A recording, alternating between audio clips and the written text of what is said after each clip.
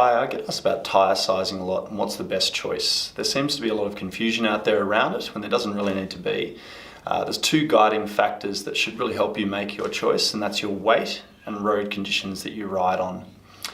The normal tyre sizing that's available to most road riders that's acceptable is a 23, 25 and a 28 millimetre. These sizes will provide a fair bit of range for you depending on what you're looking for. So my weight is 95 kilograms, I'm 6'5", I'm a bigger rider, and I ride on Sydney roads that have reasonable condition. There's some potholes and some rough areas. So I choose to ride a 23 on the front and a 25 on the rear. The reason I choose this, and it is bucking the trend a bit, I know people are going larger tyre sizes, and we'll talk a bit more about that later, is I get best advantage in the rear with the 25 to increase my puncture protection and comfort, and then I can have a more aerodynamic, lighter tyre on the front wheel. I find this, for me, to be very acceptable. The weight difference on the front wheel is obviously reduced to the rear. The rear wheel does really cop it. So why not have the lighter, more aerodynamic wheel on the front and then the puncture protection on the rear. I find that's a bit of best of both worlds, and that seems to work for a lot of clients I've spoken with over the years as well. Then there are some very light riders. I've got pro riders that are weighing in 70 kilograms, even lower sometimes for the females. And a lot of those guys, they were riding 25s and they have gone back to some smaller tyre sizes, unless they're on bad roads, or they're looking for more protection over a longer race. So that was more, ITU racing, Olympic level racing. When you're looking at longer distances, Ironman, etc., some people are running a 28 on the rear and a 23 on the front, or a 25 on the front, and the 28 at very low PSI to give you some suspension effectively and some comfort over that race and puncture protection. Because getting a puncture in a race, no rolling resistance can make up for that time lost.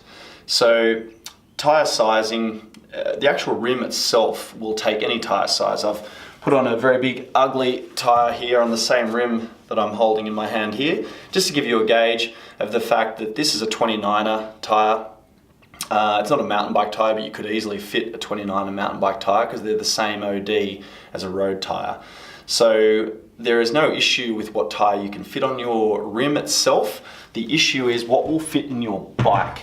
So frame manufacturers are finally getting with the program and making wider chainstays, but 25 seems to be at the moment the only, or the widest fit that you'll get. Disc brake bikes, cyclocross bikes, etc. are taking much wider tyres, so 28 is no issue on them. The second part of tyres that is very critical is the compound of the tyre. So when you're dealing with a hard compound training tyre, I've found these personally to be dangerous over the years. I would rather risk a puncture than risk coming off my bike. The hard compounds that they generally run, they're not only thicker, but it's the compounding where your handling is negatively affected. And in the wet, in the winter, people go, I only ride hard compound training tyres, and I'm like, well, you obviously don't mind coming off your bike, because I have a few times in that situation. There's a big difference between a nice grippy soft compound tyre and a hard compound tyre.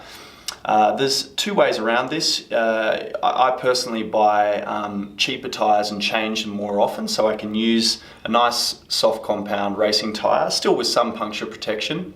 There's many grades of tyres in the marketplace. I'm sure you can find one that'll fit both options for you, so you can stay upright, have good handling and good puncture protection. Tubes, butyl tubes I've found are fine. There are some lightweight ones out there that aren't too light, that handle very well and don't puncture.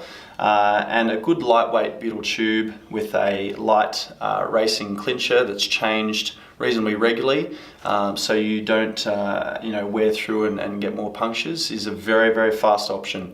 So I hope that demystifies things a little bit for you, and if there's any questions, again, just call or email me on ride@carbonbikewheels.com.au. Thank you very much.